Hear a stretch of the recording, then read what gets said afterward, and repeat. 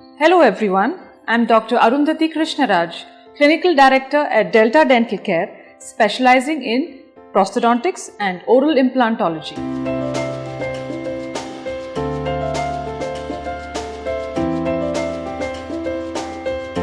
Now, single implants are the basic or the most traditional way of replacing a single missing tooth. Now, a dental implant is placed inside the jawbone, which is used to replace a missing tooth whether in the front or in the back region of the jaws. Now, the malocclusion is nothing but malalignment or crookedness of the teeth. Now, a dental implant is placed to replace a missing tooth. So, the malocclusion may be caused by not replacing a missing tooth.